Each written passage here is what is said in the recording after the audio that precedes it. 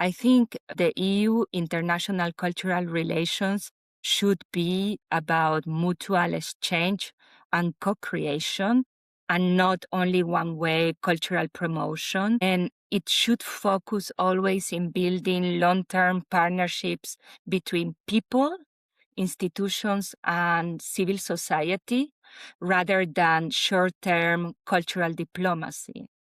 This idea has to be rooted in people-to-people engagement, because there needs to be trust and understanding as central outcomes of these international cultural relations. New policy documents that the European Union have launched, like, for instance, the new EU Pact for the Mediterranean, where there is such a strong focus on the mutual connection, co-designing project with local partners, and really understanding that this is a relationship. It gives a lot of hope for the sector, and especially for our sector, the heritage. From the very beginning of the creation of the European Union, countries wanted to keep the competency of culture, right? So this was something that the European Union can propose ideas, but cannot impose. And we see this extrapolated to international cultural relations as well. But we need to really understand that a community is built through trust.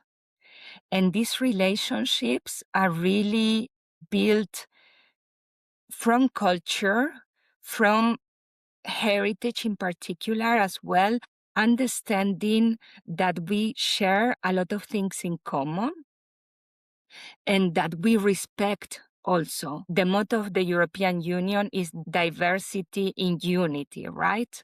So this is something that we can approach from the cultural perspective and really connecting communities. So when we talk about the enlargement agenda, when we talk about neighboring countries, we have to understand that heritage and culture are also powers. I don't want to use the adjective soft power, because I think it's also a very strong power for uniting communities. And this comes from the international cultural relations as well. Now we have a lot of very important discussions at European level. I will say the most important one is the multi-annual financial framework, because this is going to allocate resources to our visions and strategies.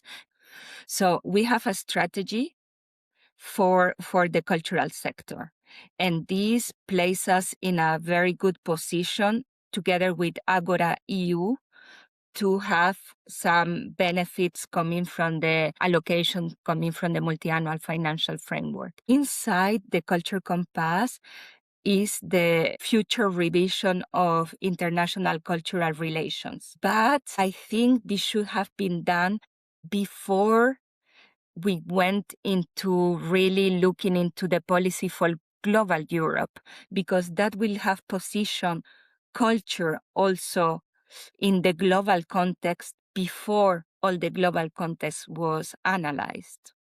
So I think it was a missed opportunity, because now global Europe is under revision, but there is not an underlying strategy for the cultural sector in international cultural relations.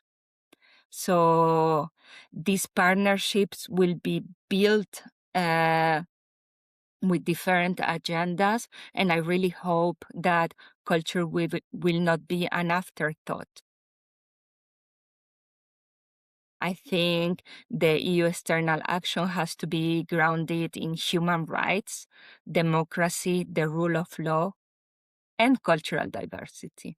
So this has to be the base, the values that we are always promoting also from the cultural sector.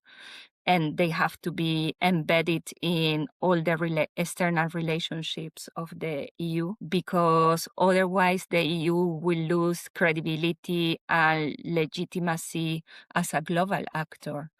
We see it nowadays with how some countries are leading their external action and relations, and how they are losing truly credibility and a position at global level.